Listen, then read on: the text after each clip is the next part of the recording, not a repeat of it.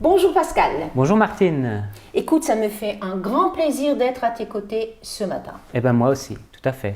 Puis d'autant plus, ça me fait plaisir d'être avec tous ceux qui nous regardent. On est un peu comme dans leur salon là en ce moment. Ouais. Bonjour, bonjour. Bonjour.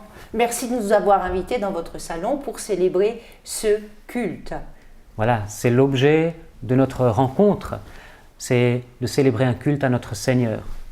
Tout à fait. Lui doit rester le centre. Voilà. D'ailleurs, il y a un verset qui m'a frappé. Ah oui? Je n'ai pas vu ça. Rassure-toi, j'ai pas d'œil au beurre noir. D'accord. Non. Je te propose de le lire, c'est dans 2 Timothée, au chapitre 1, le verset 7. D'accord. Car ce n'est pas un esprit de timidité que Dieu nous a donné, mais un esprit de force, d'amour et de sagesse. T'as vu le programme qu'il y a là-dedans? C'est super. Moi, ça m'encourage beaucoup ce verset. Ah, tout à fait. Moi particulièrement. Oui. À propos. Donc, dans un premier temps, de manière très tranchée, on nous dit, voilà, ce n'est pas un esprit de timidité que Dieu nous a donné. Mais toi, finalement, tu es pas timide, toi? moi, je suis une timide au-delà de ce que tu pourrais imaginer. D'accord. Oui. Ça m'étonne. Mais est-ce que tu sais ce que c'est la timidité finalement? Alors, je vis de temps en temps des moments de timidité. Je ne peux pas dire que je suis un grand timide, mais peut-être toi, tu as plus d'expérience alors? Oui, alors c'est très difficile de le vivre au quotidien parce que quelque part c'est la peur. La peur du regard, la peur de la pensée de l'autre, la peur que ce qu'on fait ne soit pas dans les codes. D'être jugé. Pardon? D'être jugé quelque Voilà, part. d'être Ouais. jugé, exactement, c'est ça. En fait, pour moi, la timidité, c'est que j'avais une très mauvaise image de moi-même. Je ne suis pas sûre de moi. Alors, imagine une seconde pour un timide. Prendre la parole en public. Terrible. Prendre la parole ou, par exemple, prier à haute voix. C'est un effort incommensurable. Ouais, je connais beaucoup de personnes qui ont N'est-ce pas? cette difficulté, oui. C'est pas évident. Alors d'un côté on voudrait, de l'autre côté on ne peut pas. Alors un timide aussi, il va te faire le tout, il va essayer de présenter ses idées, il va le travailler, ça va être tip top, mais vraiment supra. Et au dernier moment, Il ne va pas le montrer parce qu'il aura peur que ce soit pas bien ou pas bien vu, pas bien accepté. exactement, parce que tout peut le démolir. Une remarque, une plaisanterie, il ose présenter une idée et l'autre va dire l'inverse, ça peut complètement le démolir. Ça, c'est le véritable timide qui se trouve presque un petit peu, excuse-moi du terme, largué dans un monde qui lui fait peur. Et c'est pour ça que ce verset, moi je l'aime beaucoup, parce que nous chrétiens, nous n'avons pas cet esprit de timidité. Oui, tout à fait. On a un autre esprit. Exactement. Un esprit de force, nous dit le verset. Voilà, alors la force. La force, qu'est-ce que ça veut dire finalement la force? La force pour un timide d'aller au-delà de lui-même. Pourquoi? Parce que l'esprit de timidité n'existant pas, cette force ne venant pas de lui-même mais de Dieu, il peut aller dans des chemins où il n'aurait jamais osé aller. Parce que c'est Dieu qui nous donne cette force-là. Oui. Et tu l'expérimentes, cette force? Oui, de manière toute simple, quelquefois, il y a une chose que je ne peux pas faire. Par exemple, devant un restaurant, rentrer et demander s'il y a de la place. Quelque chose qui est tout à fait normal en fait. Voilà, mais tu ouvres la porte, tous les yeux sont braqués sur toi, ça me paralyse. Oui. Et cependant, quand dans mon association où je suis présidente, je n'hésite jamais à faire la même chose et à passer devant. D'accord. Mais parce que, quelque part, j'ai une force qui ne m'appartient pas, mais qui me fait aller de l'avant, comme Dieu veut nous faire aller de l'avant. Et en tant que chrétien, pour servir Dieu, on reçoit tout particulièrement cette force-là aussi. Exactement. Et on se découvre des points forts alors qu'on pensait que c'était des points faibles. On se découvre des compétences qui font que dans ce domaine, tout d'un coup, on excelle ou on a sa place. Super. Mais ça ne s'arrête pas là. Maintenant qu'on a transformé le minou En lion? en lion, est-ce que la force est suffisante? Non. un homme fort qui serait dénué de sens et puis surtout qui n'aurait aucune compassion pour les autres n'est pas utile. Exactement. Il est même agressif. Oui, Ce qui est intéressant par rapport à notre propre vie, c'est que nous avons chacun notre propre histoire. Nous avons des moments où on passe par des épreuves qui font qu'on se sent dénué de force. Mais pour avoir vécu ces situations-là, on a développé une sensibilité et c'est pour ça que Dieu nous a donné non seulement un esprit de force, mais aussi d'amour. d'amour. Oui. Pour moi, rencontrer quelqu'un de timide, de pouvoir l'accompagner dans son projet et un jour de voir cette personne se lever dans une assemblée et exprimer de manière franche, en public, son expression, mais C'est une récompense magnifique, ça. Tout à fait, Ouais. tout à fait. Et on se dit, yes, une deuxième timide qui le cache bien. Et toi, tu peux le comprendre tout particulièrement parce que tu as toi-même été timide. Et donc, quand cette personne fait des progrès, eh bien, tu es réjoui, tu te réjouis de cela. Parce que, du coup, je me vois dans la même situation et je me dis, yes, Ouais. elle a réussi. Et c'est ça, on peut aussi vivre par exemple par rapport au cancer, à la maladie, à la solitude, où on était dans des situations où on savait, on attendait une visite, une carte, un coup de fil, et donc forcément on va l'appliquer par la suite avec tout cet amour que Dieu nous a donné. Ouais. Est-ce qu'on va s'arrêter là? Non? Alors, force, amour, sagesse. Voilà. Sagesse. Donc, du coup, malgré nos fragilités, on est allé dans la force, on a de l'amour, toujours de par Dieu, et maintenant arrive la sagesse. Et la sagesse est extrêmement importante. Pourquoi, à ton avis? Parce que sinon, on tombe dans le premier piège. On a besoin de sagesse pour savoir quand parler, quand ne pas parler. On a besoin de sagesse pour savoir comment aimer l'autre de manière véritable. Tout à fait. Si on pourrait prendre une image, c'est comme si on était en train de grimper un chemin et où la sagesse, au bout d'un moment, nous dit « Attention, là, il y a un trou ». Quand on a appris à reconnaître les trous, attention, là, il y a des ronces. Attention, il y a des ornières. Et petit à petit, tout au long de notre histoire et de notre chemin avec Dieu, on commence à savoir recueillir des paramètres qui vont nous faire réagir d'une certaine façon dans une situation donnée, malgré, encore une fois, nos propres points faibles. Évidemment, on va de temps en temps tomber quand même Bien sûr, oui. dans le fossé. Mais ce qui est excellent avec la sagesse, c'est que c'est à force d'appliquer la sagesse, dans cet esprit de force et d'amour, qu'on pourra aller de l'avant avec Dieu. Et je pense que ce n'est pas réservé seulement à ceux qui ont les cheveux gris, la sagesse, mais c'est à ceux qui aiment Dieu et qui aiment sa parole et qui laissent l'Esprit de Dieu les remplir de cela. Tout à fait. Donc, quelque part, nous savons plusieurs choses. Nous ne sommes pas des timides, nous sommes Remplis de force, aimants, Ouais. et puis remplis de sagesse. ça, c'est un excellent programme. C'est un très beau programme. Et ça nous fait rentrer dans le plan de Dieu pour nous. Je crois que c'est une super manière de commencer un culte en regardant ce que Dieu a prévu pour nous. C'est le moment vraiment de louer le Seigneur. Bonjour. Dans la lettre aux Éphésiens au chapitre 5, Paul encourage les chrétiens dans leurs relations. Au verset 19, il écrit « Dites-vous des psaumes, des hymnes et des cantiques spirituels, chantez et célébrez de tout votre cœur les louanges du Seigneur. » Et c'est ce que nous voulons faire aujourd'hui par ces quelques chants, mais nous pourrons aussi le faire tout au long de la semaine dans nos foyers.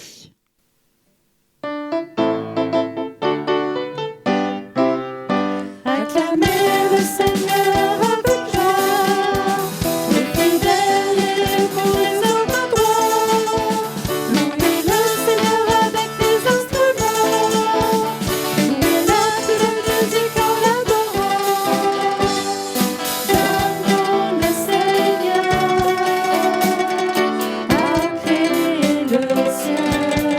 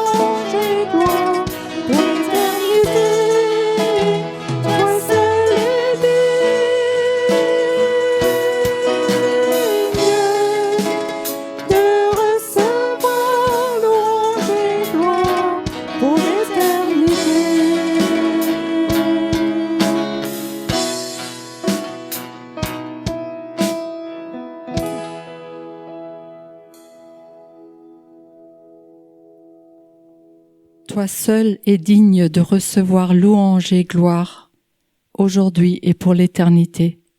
Oui, Seigneur, nous voulons vraiment te louer et te remercier ce matin pour ce privilège que nous avons de nous retrouver.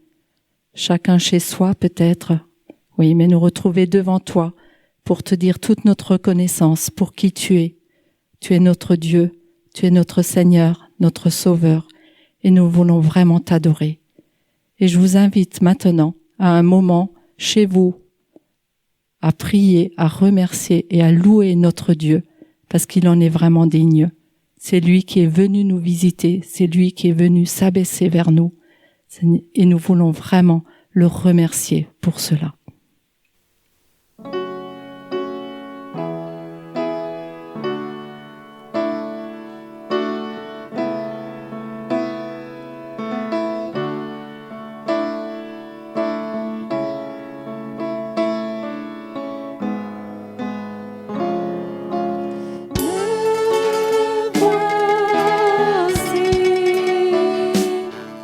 Confondu par ta majesté, couvert par ta grâce illimitée.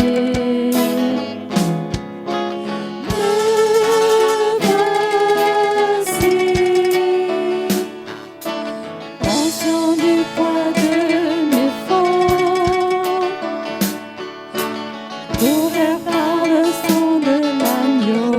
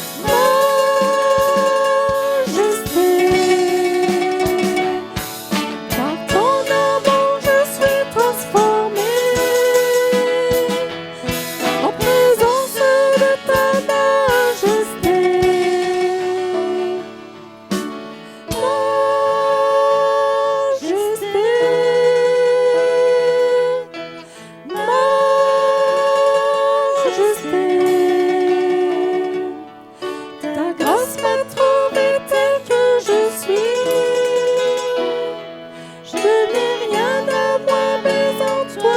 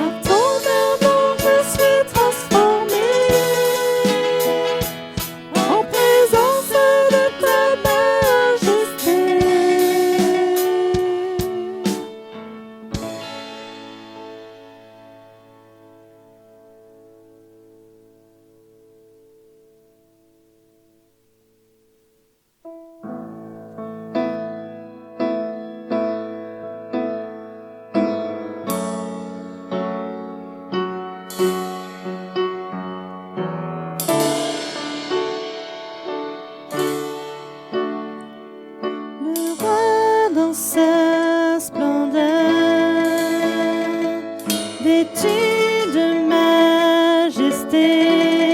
La terre se réjouit, la terre se réjouit. Il est paré d'éclat.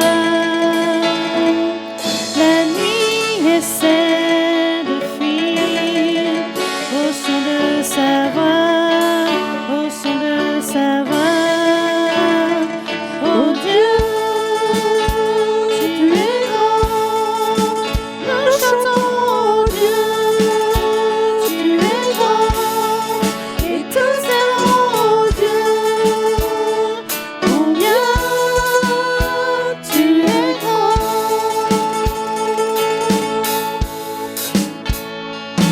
Qu'un berger agirait. Les temps sont dans sa main.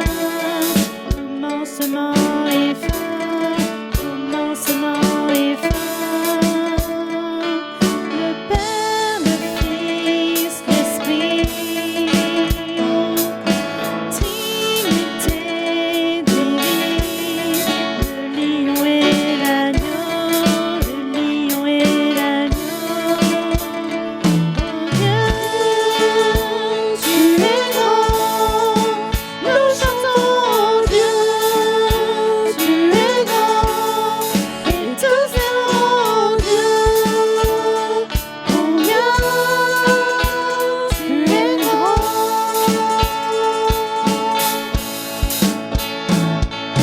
Le plus grand des noms, digne de louange.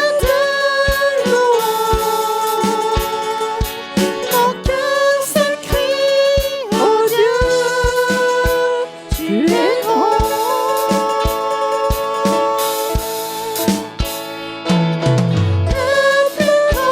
plus grand des noms, digne de louange. Mon cœur s'écrie, oh Dieu, tu es grand. Oh Dieu, tu es grand. Nous chantons, oh Dieu, tu es grand.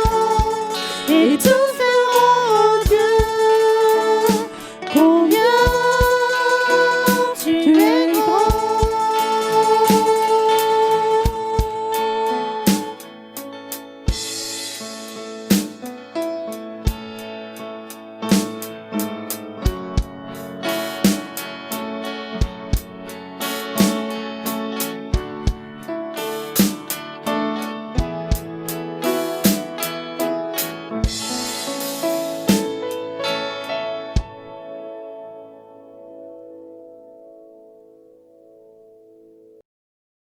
Je trouve ça vraiment formidable de pouvoir chanter à plein poumon sans qu'il n'y ait aucun incident. Oh, c'est Oui, une grâce. c'est vrai.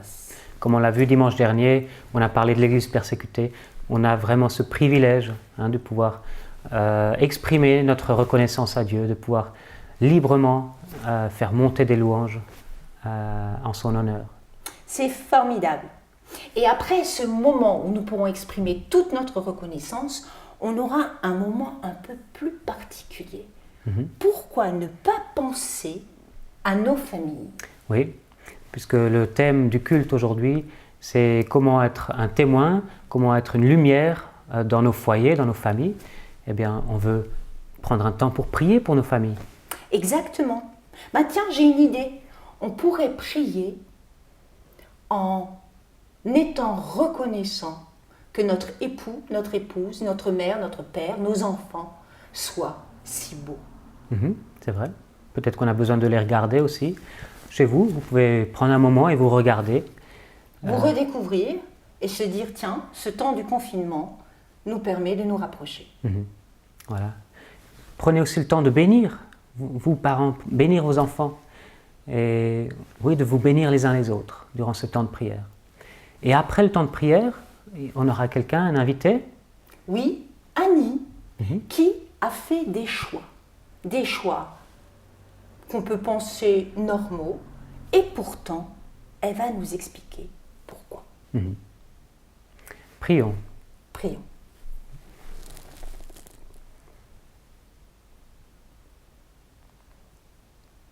Seigneur notre Dieu, merci pour ta présence. C'est vrai, nous avons un cœur reconnaissant, mais c'est parce que nous laissons notre cœur rempli par toi, rempli par ton esprit. Cette reconnaissance, elle n'est pas naturelle. Mais c'est lorsque nous te laissons entrer dans nos vies, que nous nous rendons compte de qui tu es et de tous les bienfaits que tu nous apportes, de toutes les bénédictions que tu as en réserve pour nous. Et ce matin, nous voulons te dire un grand merci, t'offrir un bouquet de fleurs de louanges qui montent vers toi depuis chaque foyer que nous représentons. Nous voulons te bénir, dire que tu mérites toute la gloire, toute la louange et tous nos honneurs. Sois béni, notre Dieu. Amen. Amen. Merci Seigneur pour cette sécurité que tu nous offres dans notre pays. Merci Seigneur parce que tu prends soin de chacun d'entre nous. Merci Seigneur parce que tu ne nous as pas donné un esprit de timidité, mais un esprit de force, d'amour et de sagesse. Merci Seigneur parce que tu es là. Amen. Amen.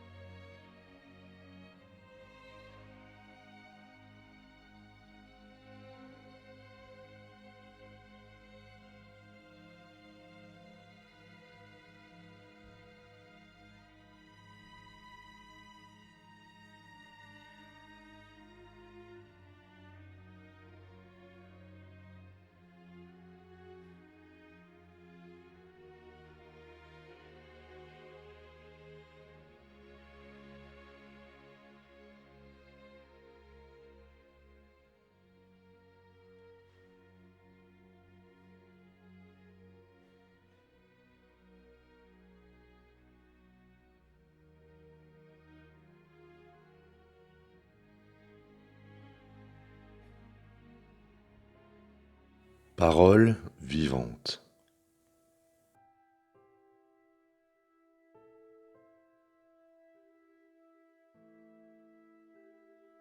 Le juste marche dans l'intégrité, heureux ses enfants après lui.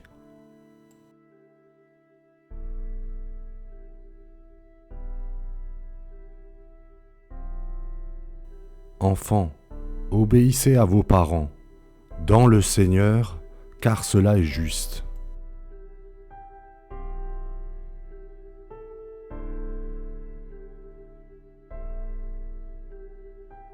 Honore ton père et ta mère, c'est le premier commandement accompagné d'une promesse.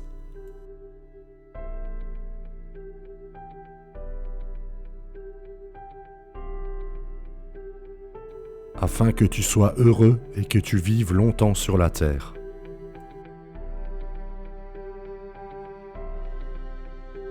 Quant à vous, pères, n'irritez pas vos enfants, mais élevez-les en leur donnant une éducation et des avertissements qui viennent du Seigneur.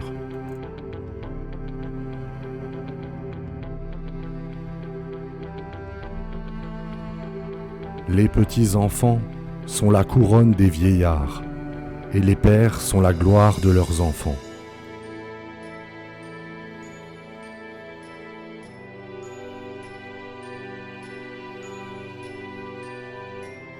je tenais à vous partager ces quelques versets qui sauront, je l'espère, vous parler et vous révéler bien des vérités.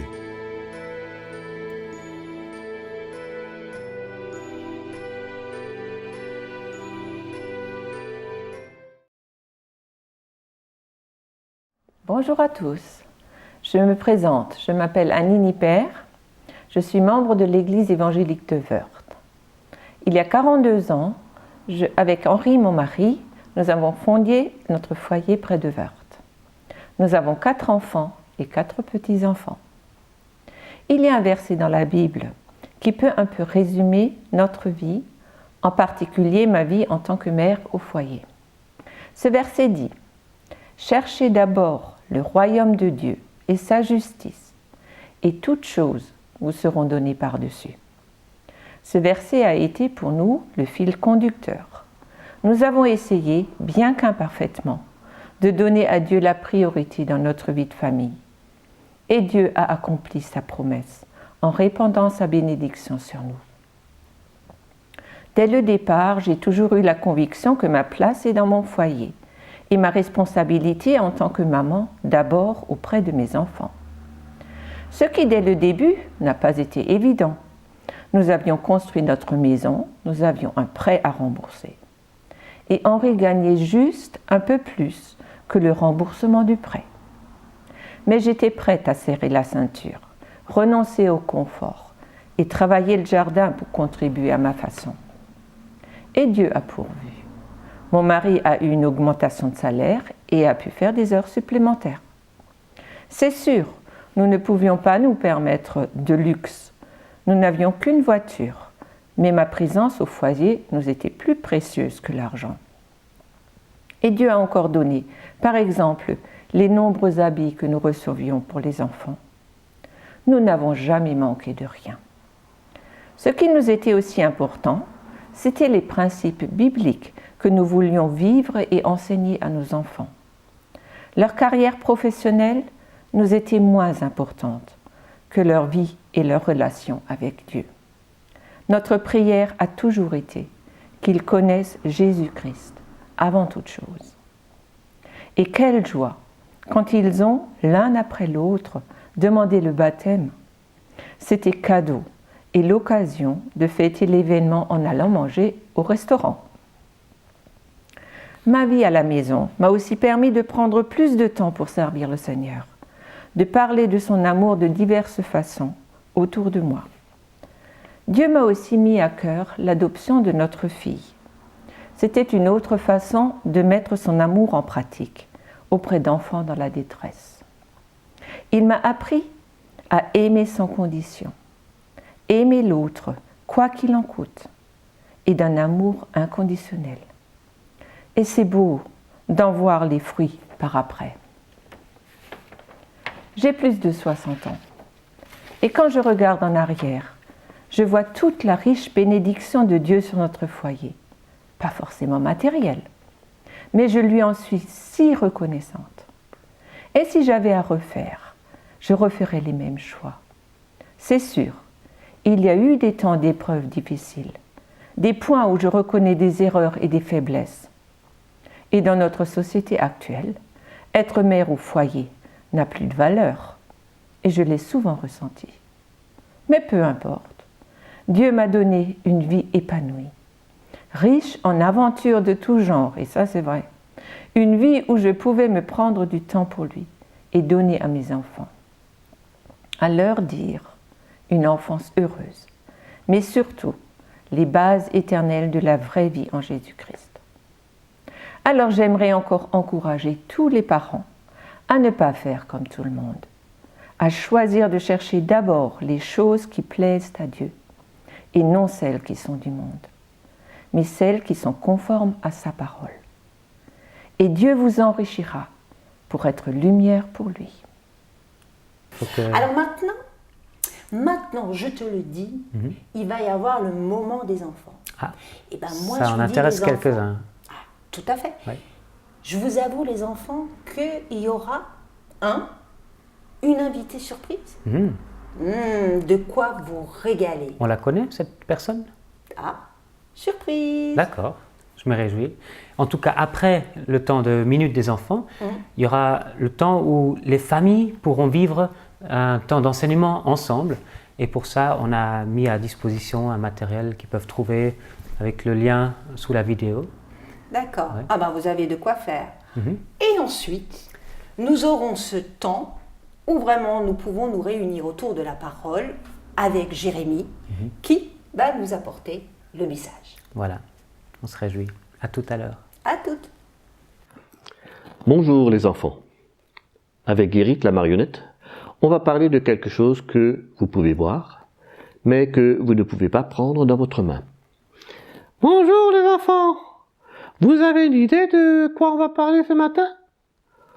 Il nous a dit on peut le voir, mais pas le tenir. Tu peux nous donner des indices? C'est quelque chose de très puissant. Sans elle, il n'y a pas de vie sur Terre. Sans elle, les plantes ne poussent pas. Sans elle, les hommes et les animaux ne peuvent vivre. Les enfants, je pense avoir trouvé. Guérit, tu penses à quoi? Au soleil. C'est presque ça. Le soleil, il produit quoi? De la chaleur. Et quoi encore? De la lumière. Oui, Guérit, nous allons parler de la lumière. La lumière est si importante que c'est la première chose que Dieu a créée sur la terre.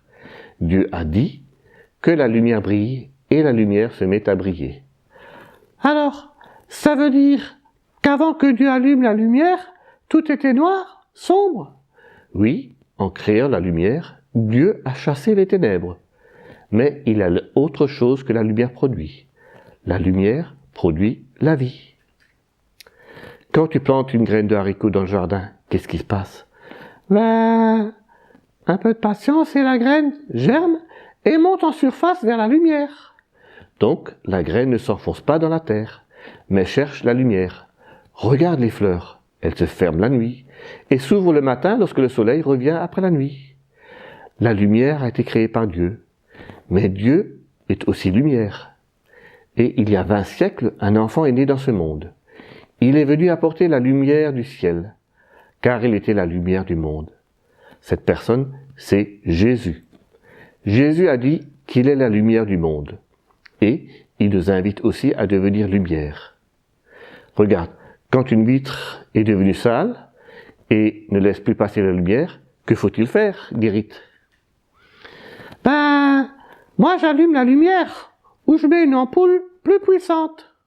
Mais non, Guérit, il faut une opération de nettoyage. Il faut laver la vitre. Et à propos de vitre, j'ai une petite histoire. Un jour, une maman demande à son enfant de laver la vitre de la cuisine, car elle était sale. Et l'enfant nettoie l'extérieur avec beaucoup de soin. Mais il oublie de laver l'intérieur. Alors, sa maman lui fait remarquer qu'il a très bien frotté le dehors, très bien nettoyé le dehors. Mais elle le rend attentif que c'est aussi le dedans qu'il faut nettoyer. Et pour nous, c'est un peu pareil. Il faut aussi une opération de nettoyage. Il faut que Jésus vienne nettoyer, enlever les péchés de mon cœur. Tu peux être poli, propre, bien habillé, super agréable, et c'est très bien. Mais Jésus qui purifie de tout péché veut venir nettoyer l'intérieur de ta vie. Jésus ne viendra à toi que si tu l'invites. C'est alors que la vitre de ton cœur sera propre. C'est ainsi que toi aussi, tu peux être lumière. Et Jésus a dit, la lumière du monde, c'est moi.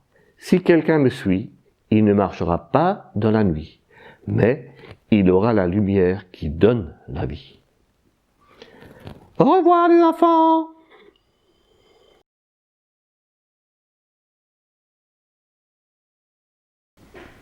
Bonjour à tous, je me réjouis de ce qu'on a déjà pu entendre ce matin ainsi que l'occasion qui nous est donnée maintenant d'ouvrir la Bible et de la méditer ensemble. Je prie que Dieu puisse nous encourager et nourrir notre foi au travers de sa parole. Avant de nous plonger dans les Écritures, j'aimerais essayer de nous y préparer au travers d'une petite vidéo que je vous propose de regarder maintenant.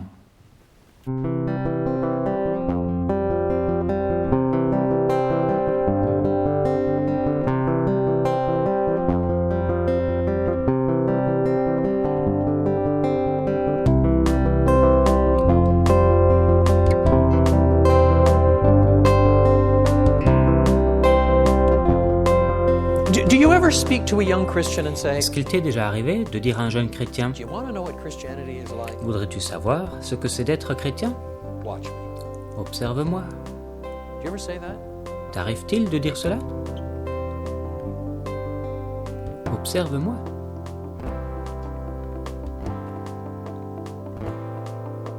After all, the Apostle Paul can say, Après tout, l'apôtre Paul peut dire « Soyez mes imitateurs, comme je le suis de Christ.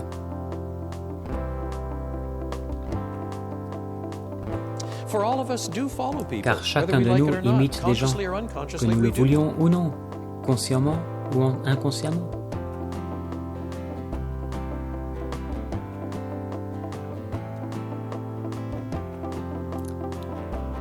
There are all kinds of things that are learned Il y a as much plein de by choses example que nous as by apprenons, word.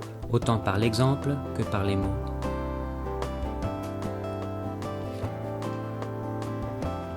Isn't that why we pray and N'est-ce work pas to pour train cela up que nous Christian prions et parents? formons It's des not parents just what the chrétiens? parents say, it's Ce n'est what pas they seulement do. ce qu'ils Watch disent, me. mais ce qu'ils font. Observe-moi. So if you're looking around for a good Donc si senior vous mentor, recherchez un then bon modèle, always ask some alors fundamental posez questions. toujours Don't simply ces say, questions de "Oh, that base. person seems to be making a real go of Ne it. dites Wonderful pas success. Just love that « Oh, personality. cette I'd personne like to be semble like avoir that." un vrai objectif. Quel succès incroyable. J'aime son caractère. J'aimerais bien être No, comme cela. ask some fundamental questions. Non, posez des You questions know all about fondamentales. my teaching. Tu sais tout à propos de mon Does he enseignement. follow apostolic teaching? Est-ce qu'il Paul's suit teaching? l'enseignement des apôtres? L'enseignement de Paul? How about way of life? Et qu'en est-il de sa manière de vivre? Purpose, faith, patience, Foi, patience, love, endurance, amour, sufferings. Do you see? assurance, supporter la souffrance. Tu vois? Choose your mentors. Choisis And then bien hold the tes right modèles mentors in high et regard. aie de l'estime pour eux.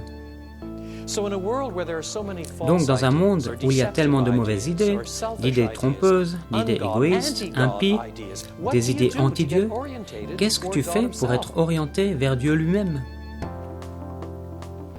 Well, you go to his word. Eh bien, tu te tournes vers sa Hold on parole. to the Bible. Tu t'accroches à la Bible. You're not what you think you are. Tu n'es But pas what celui you que tu think penses être, you are. mais ce que tu penses, tu l'es. So you need to think God's thoughts after Alors him. tu Isn't dois that what penser Paul says? les pensées de Dieu. N'est-ce pas ce que Do dit not be Paul? conformed to this world, but be Ne transformed vous by the conformez renewing pas of au your- monde actuel, mais soyez transformés par le renouvellement de votre intelligence.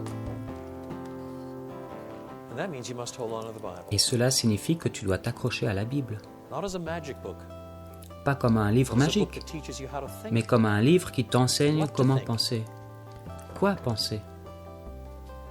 There is this teaching ministry, Il y a ce whether ministère in de our home or in l'enseignement, small groups, que or ce with soit our à la children, maison, or ou en petits one-on-one groupes, across ou avec the nos back enfants, fence, or around the ou en coffee tête à tête or par-dessus la clôture, and ou autour then de la in machine à evangelistic café au Bible travail, studies and adult et puis Bible dans un classes, groupe de whatever. découverte de la Bible, Constantly et dans un groupe d'études teaching, bibliques preaching the d'adultes. word of God. Qu'importe, il faut toujours enseigner, prêcher la parole de Dieu. How else shall we respond Autrement, to comment this allons-nous world pouvoir that is répondre going à ce off in monde its qui est own en train de other dériver directions? dans How d'autres else will- directions? shall Sinon, we comment allons-nous prevail triompher in the dans les last derniers jours? days?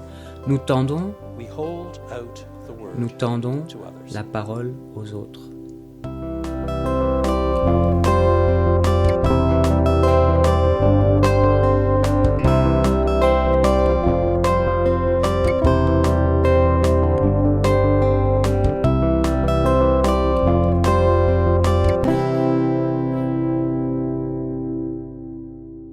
J'aime cette vidéo qui, avec simplicité mais aussi beaucoup de profondeur, illustre la place et le rôle du témoignage dans notre quotidien. Un témoignage construit ici sur l'écoute et la mise en pratique de la parole de Dieu. Un témoignage qui ne cache pas nos maladresses ni les épreuves de la vie, mais qui, avec transparence, démontre la grâce et la fidélité de Dieu, sa présence, son pardon, tout au long de ce que nous vivons. Quand le monsieur tend les jumelles au garçon, ce n'est pas pour lui dire « regarde comme je suis bon », mais plutôt « regarde comme Dieu est bon et ce qu'il fait dans ma vie ». Et nous voyons combien ce témoignage par la grâce de Dieu peut avoir un réel impact. Que ce soit auprès des jeunes de nos églises qui ont besoin de modèles et de repères, mais aussi auprès de nos contemporains, de ceux qui sont proches de nous, nos voisins qui ne connaissent pas encore Dieu. Et je me demande, est-ce que la situation que nous connaissons aujourd'hui pourrait en fait nous encourager à persévérer dans notre témoignage, en commençant par notre propre foyer, par la manière dont nous vivons à la maison, dans notre mariage, notre célibat, notre vie de parents. Et c'est ce que j'aimerais vous proposer de réfléchir un petit peu ce matin. Alors le sujet est vaste, on n'en fera pas le tour ce matin, mais ce que j'aimerais vous proposer, c'est au travers des 20 prochaines minutes de commencer à y réfléchir un peu, en regardant notamment comment l'Épître aux Éphésiens peut nous accompagner dans ce sens. L'Épître aux Éphésiens s'ouvre au chapitre 1 sur le rappel de l'œuvre de Dieu pour notre salut et pour notre héritage céleste. Un héritage acquis par Christ et offert à tous ceux et celles qui placent leur foi en lui. À travers ce rappel, Paul nous fait prendre conscience, dès le départ, de la gloire qui nous attend, de la gloire qui attend les enfants de Dieu et de l'espérance qui s'y rattache. De manière à ce que nous puissions en quelque sorte vivre notre vie aujourd'hui les pieds bien sur terre, mais le cœur déjà au ciel. De quelle manière est-ce que cette perspective céleste et glorieuse impacte aujourd'hui votre vie de famille ou votre célibat? L'Épître aux Éphésiens nous présente encore autre chose. C'est l'amour radical de Christ qui, par amour pour nous, pour son Église, se soumet au Père et donne sa vie pour nous sauver. Pour nous donner la possibilité d'être entièrement pardonnés et réconciliés avec Dieu. De quelle manière est-ce que l'amour de Christ impacte aujourd'hui votre vie de famille ou votre célibat? J'aimerais qu'on puisse voir ensemble comment ces deux composantes restent encore dans la pensée de Paul lorsqu'il parle de la famille quelques chapitres plus loin, et donc l'encouragement que nous pouvons en retirer aujourd'hui. Si vous avez votre Bible avec vous, je vous invite à suivre avec moi à partir du chapitre 5 au verset 18, et nous allons aller jusqu'au verset 4 du chapitre 6. Ne vous enivrez pas de vin, cela mène à la débauche. Soyez au contraire remplis de l'esprit. Dites-vous des psaumes, des hymnes et des cantiques spirituels. Chantez et célébrez de tout votre cœur les louanges du Seigneur. Remerciez constamment Dieu le Père pour tout, au nom de notre Seigneur Jésus-Christ. Soumettez-vous les uns aux autres dans la crainte de Dieu. Femmes, soumettez-vous à votre mari comme au Seigneur, car le mari est le chef de la femme comme Christ est le chef de l'Église, qui est son corps et dont il est le sauveur. Mais tout comme l'Église se soumet à Christ, que les femmes aussi se soumettent en tout à leur mari. Marie, aimez votre femme comme Christ a aimé l'Église. Il s'est donné lui-même pour elle, afin de la conduire à la sainteté, après l'avoir purifiée et lavée par l'eau de la parole, pour faire paraître devant lui cette Église glorieuse, sans tache, ni ride, ni rien de semblable, mais sainte et irréprochable. C'est ainsi que les maris doivent aimer leurs femmes, comme leur propre corps. Celui qui aime sa femme s'aime lui-même. En effet, jamais personne n'a détesté son propre corps. Au contraire, il le nourrit et en prend soin, tout comme le Seigneur le fait pour l'Église. Parce que nous sommes les membres de son corps, formés de sa chair et de ses os. C'est pourquoi l'homme quittera son père et sa mère, s'attachera à sa femme, et les deux ne feront qu'un. Ce mystère est grand, et je dis cela par rapport à Christ et à l'Église.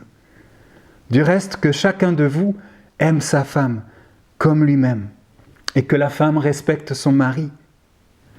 Enfants, obéissez à vos parents dans le Seigneur, car cela est juste. Honore ton père et ta mère. C'est le premier commandement accompagné d'une promesse, afin que tu sois heureux et que tu vives longtemps sur la terre. Quant à vous, pères, n'irritez pas vos enfants, mais élevez-les en leur donnant une éducation et des avertissements qui viennent du Seigneur.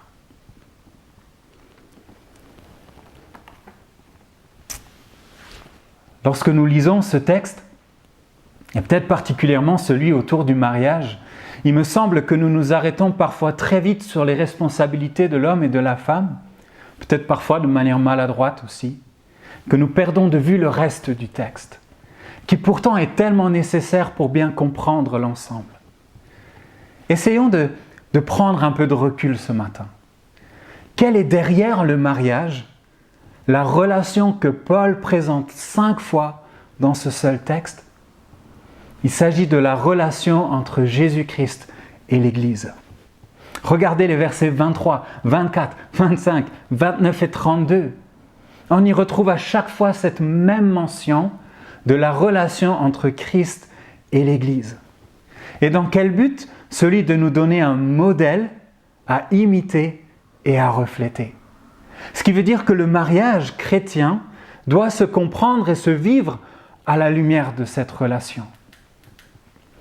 Paul nous montre même au verset 32 que lors de la création du mariage en Genèse chapitre 2, Dieu avait déjà en vue cette relation entre Christ et l'Église, de sorte que le mariage aujourd'hui puisse se construire sur ce modèle. J'aimerais vous proposer une illustration pour accompagner cela. Mes parents ont un atelier chez eux à la maison, dans lequel se trouve notamment un tour à bois. Ce tour à bois permet de réaliser toutes sortes de choses, un peu comme ce que j'ai dans la main, ici. Pour fabriquer cet objet, on peut soit y aller de sa propre imagination, en faisant les choses comme on l'entend, ou bien on peut utiliser ce qu'on appelle un copieur. Un copieur, c'est quoi? C'est un support qui se rajoute au tour à bois et qui va permettre d'usiner une pièce brute en lui donnant petit à petit exactement la même forme que le modèle fini. Et quelque part, le mariage ressemble un peu à cela. Dans le sens où c'est comme cette pièce qui petit à petit est travaillée pour ressembler toujours plus au modèle fini. Elle ne le remplacera jamais, mais elle en sera le reflet.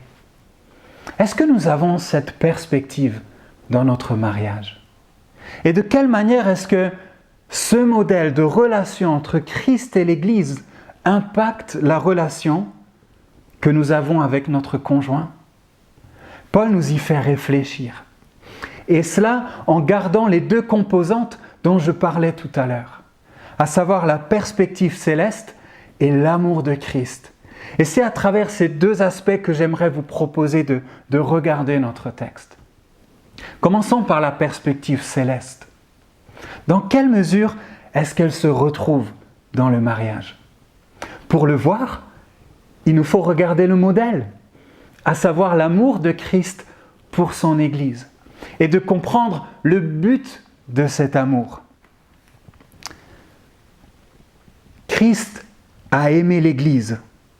Il s'est donné lui-même pour elle, afin de la conduire à la sainteté, après l'avoir purifiée et lavée par l'eau de la parole, pour faire paraître devant lui cette Église glorieuse, sans tache ni ride, ni rien de semblable, mais sainte et irréprochable.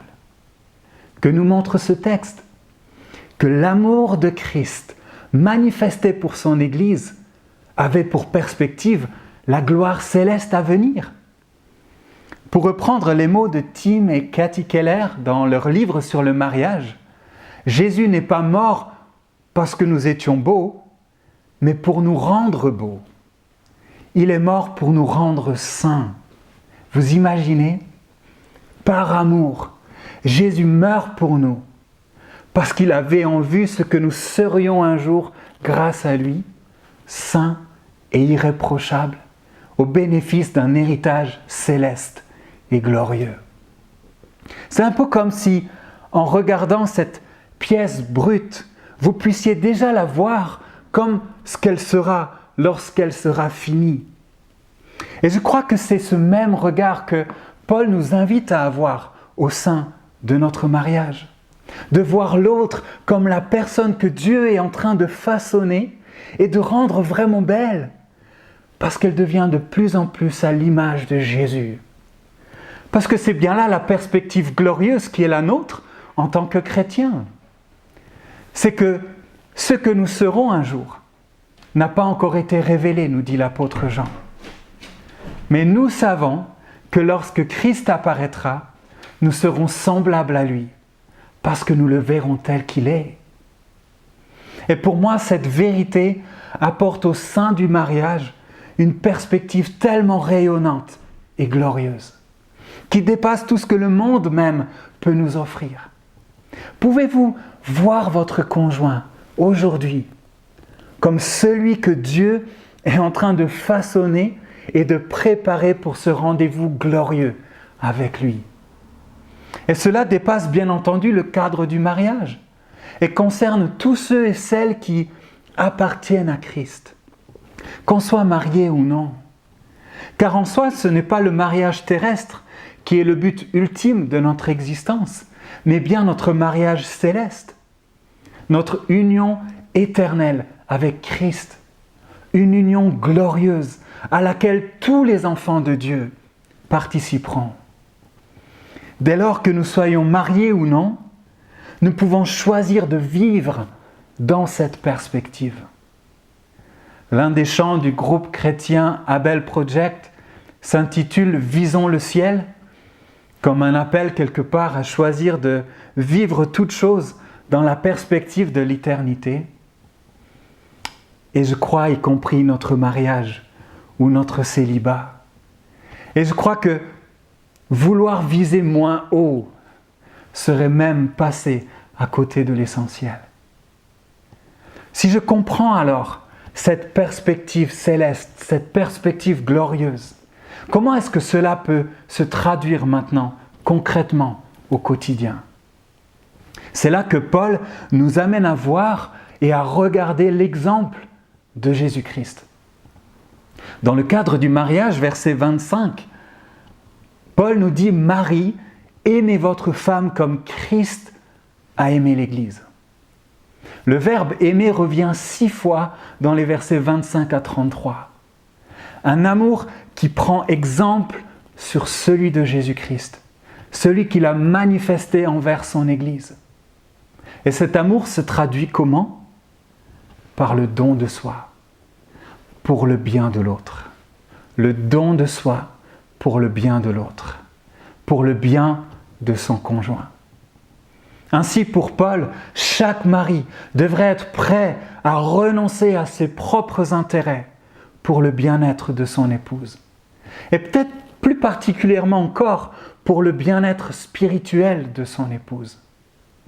Gardant ainsi en ligne de mire le plus important, à savoir notre attachement à Dieu, à sa parole et notre croissance commune dans la sainteté, à travers l'œuvre du Saint-Esprit en nous.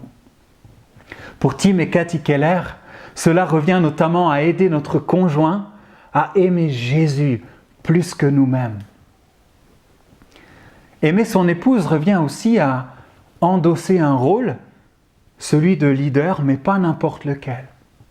Celui de leader serviteur, dont parle Paul au verset 23. Si aujourd'hui les dirigeants de ce monde exercent leur autorité en dominant sur les autres, Jésus lui redéfinit clairement les choses, en montrant par l'exemple que tout exercice d'autorité doit avoir pour objectif de servir l'autre et non d'assouvir ses désirs personnels.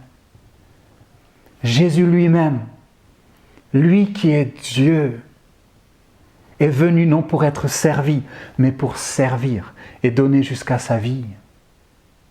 À combien plus forte raison devons-nous adopter cette même attitude, et en particulier ici, dans le mariage? Servir pour le bien de l'autre, servir pour le bien de son conjoint, que ce soit dans les tâches du quotidien les plus terre à terre, ou encore dans notre attitude, par un témoignage qui témoigne de respect et d'une réelle volonté de prendre soin de l'autre. Être prêt aussi, je crois, dans ce sens, avec l'aide de Dieu, bien sûr, à changer nos habitudes qui peuvent blesser notre conjoint. Et par-dessus tout, nous entraider à grandir dans la foi et dans le service pour Dieu. à être, comme le disent Tim et Cathy Keller, une aide mutuelle pour devenir petit à petit les personnes uniques et glorieuses que Dieu veut faire de nous. Souvenez-vous du modèle fini.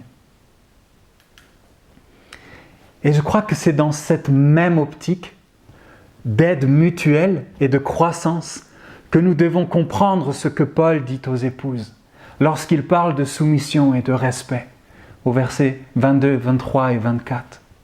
Si nous comprenons le mariage dans le cadre respectueux et bienveillant que nous venons de présenter et dans lequel nous marchons ensemble vers un héritage céleste et glorieux, alors nous pouvons comprendre que lorsque Paul appelle les épouses à se soumettre à leur mari, il ne leur demande ni plus ni moins que de reconnaître et d'encourager le leadership que Dieu leur a confié. Un leadership qui, comme nous l'avons vu, doit viser l'amour et le bien-être de son épouse et de sa famille. Il n'est donc jamais question de supériorité, de dominer sur l'autre, mais bien de complémentarité, où chacun a besoin de l'autre finalement, pour avancer, pour grandir, avec pour perspective l'héritage céleste que Christ nous a acquis et pour lequel il nous prépare. C'est Rob Reino, dans son livre Parents visionnaires, qui écrivait que ce que Dieu désire par-dessus tout, c'est votre cœur. Recentrant de cette manière nos priorités.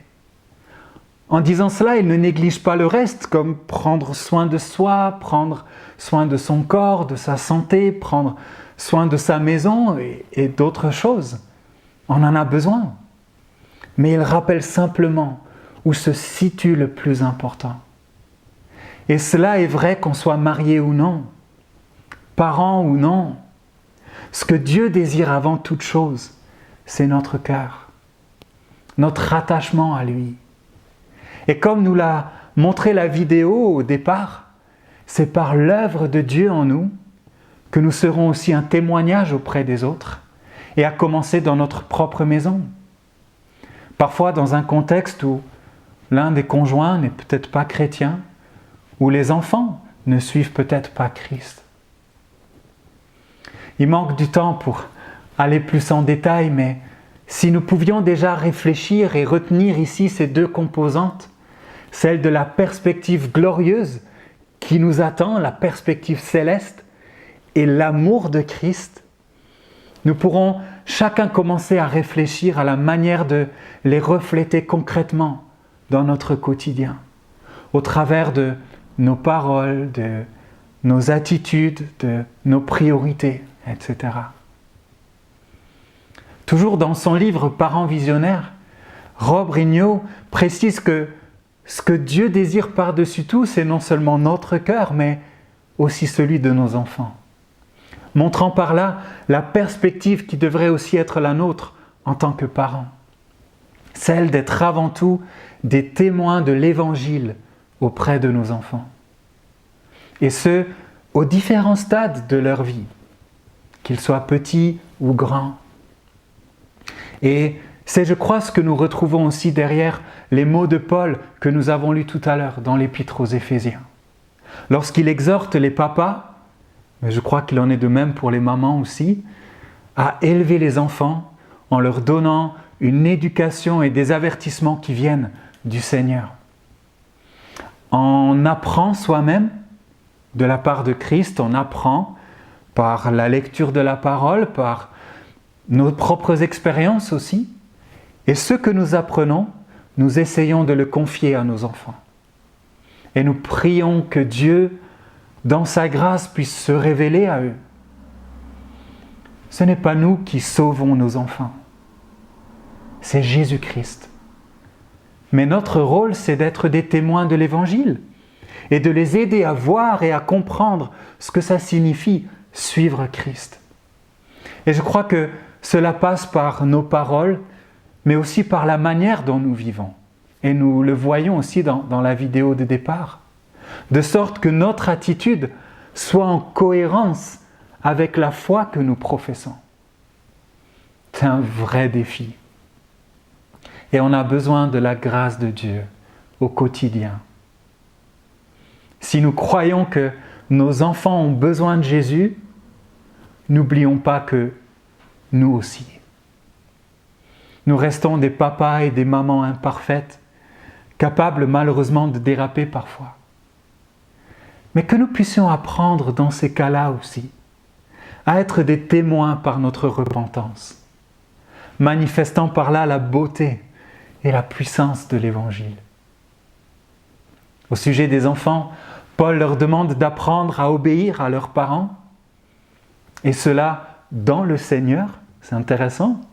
D'autres traductions écrivent « Obéissez à vos parents à cause du Seigneur ». Ce lien important nous montre que le Seigneur a aussi toute sa place ici. Comme le dit Dominique Angers dans son commentaire sur l'Épître aux Éphésiens, Jésus est non seulement celui qui rend une telle obéissance possible, parce que sans lui, les enfants ne le pourraient pas, et pas plus que les enfants ne le pourraient d'ailleurs. Mais Jésus devient aussi la source de motivation des enfants pour apprendre à obéir à leurs parents, pour apprendre, à mesure qu'ils grandissent, à les honorer et à les respecter. Une obéissance donc, nous le voyons, qui découle d'une relation avec Dieu. Et on revient ici à ce qu'on disait tout à l'heure, ce que Dieu veut, c'est notre cœur et celui de nos enfants. Je suis conscient qu'il serait possible de dire encore bien des choses. N'hésitons pas à mettre ce confinement peut-être à profit pour lire de bons ouvrages qui pourraient nous aider à continuer la réflexion et à encourager notre foi et notre témoignage au quotidien, au sein de notre foyer. Ma prière, c'est que nous puissions repartir de ce culte avec une envie plus grande d'être un témoin de Jésus-Christ, là où nous habitons. D'être un peu comme ce monsieur dans la vidéo, désireux de montrer aux autres combien Dieu est bon et que notre espérance se porte vers un héritage glorieux acquis par Jésus-Christ et qu'il est offert à tous ceux qui croient en lui. Prions vraiment les uns pour les autres. Encourageons-nous dans ce sens. Pensons aux uns et aux autres, et particulièrement dans ce temps de confinement, à ceux qui sont mariés, à ceux qui sont célibataires, aux parents. Pensons aux uns et aux autres, et que l'Église puisse dans ce sens être un soutien aussi pour chacun. Je prie que Dieu vous bénisse, là où vous êtes, et puisse bénir votre témoignage pour sa gloire. Amen.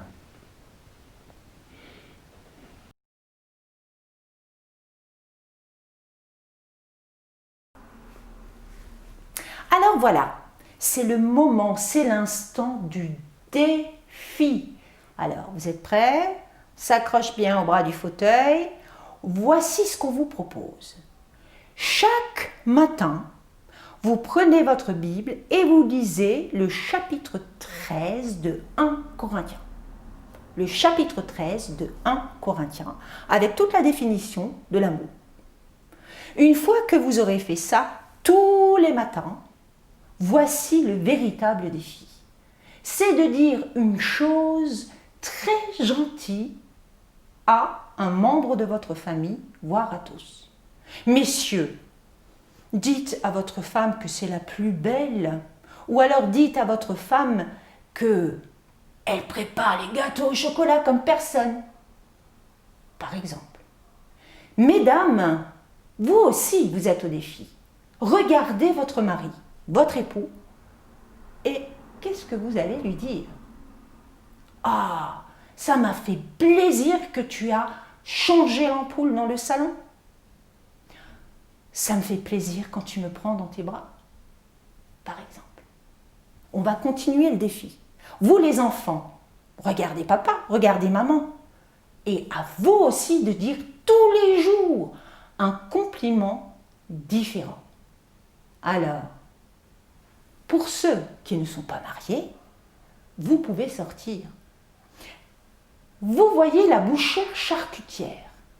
Pourquoi ne pas lui faire un compliment du style « Quand même, quelle dextérité quand vous me servez !» Ou alors une caissière « Ce que j'apprécie chez vous, c'est votre sourire. » C'est simple, n'est-ce pas? N'oubliez pas, nous ne sommes pas timides. Allons vers l'autre, allons déjà vers celui avec lequel, laquelle on vit et regardons-le d'un œil nouveau. Alors, prêt? Partez! Bon, Oui. écoute, là je crois que On est déjà à la fin de notre culte. à la fin de notre culte, On aura vécu un temps vraiment riche ensemble. c'est clair, on aura redécouvert notre famille, tu te rends compte? Ouais. Hein? Mais on va quand même leur laisser quelque chose, on ne peut pas les laisser partir comme ça, enfin... Maintenant qu'on a été invités chez eux, on va sortir en beauté, non? Oui, mais je crois que ce verset qui nous a encouragés dès le début du culte et qu'on a retrouvé tout au long du culte, on veut le laisser, ce verset. Donc dans 2 Timothée chapitre 1 verset 7 qui dit « Ce n'est pas un esprit de timidité que Dieu nous a donné, mais Un esprit de force, d'amour et de sagesse. Amen. Alors, vous voyez, le défi, ce n'est rien. Vous avez appris beaucoup de choses et vous avez les outils pour Pour le vivre, hein. Oui. Pour le vivre. Très C'est bien. mieux. Au revoir. Au revoir, que le Seigneur vous bénisse.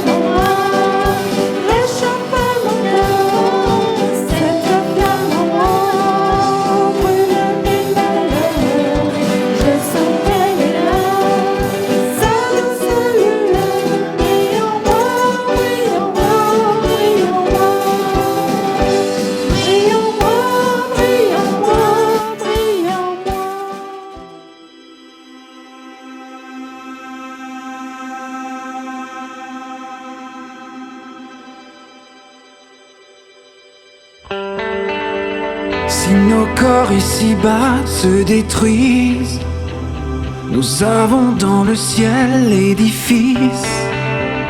L'éternelle demeure nous est acquise. Si l'attente terrestre nous tue, la vie engloutira le mortel. De l'attente céleste revêtue, immortelle. immortel.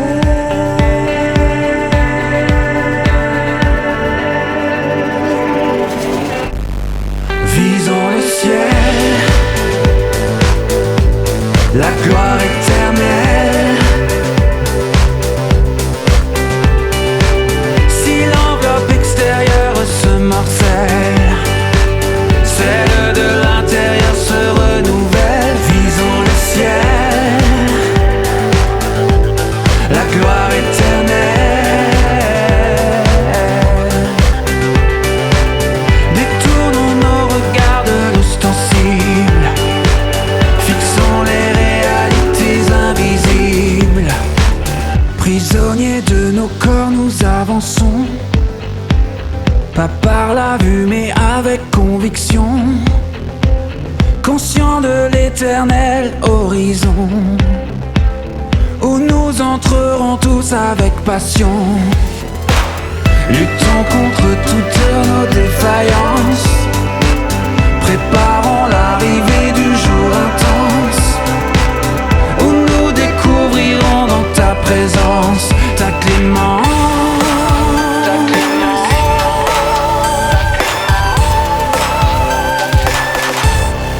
Visons le ciel, si l'enveloppe extérieure se morcelle, celle de l'intérieur se renouvelle. Visons le ciel,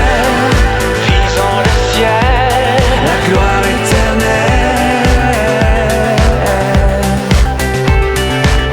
Détournons nos regards de l'ostensible, fixons les réalités invisibles.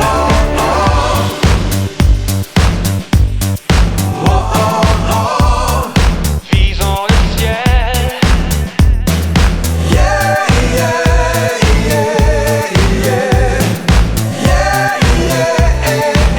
Si l'enveloppe extérieure se morcelle, celle de l'intérieur se renouvelle.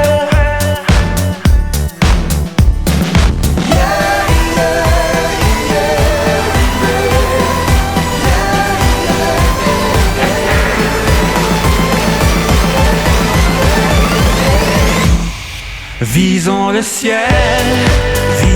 ciel, la gloire éternelle.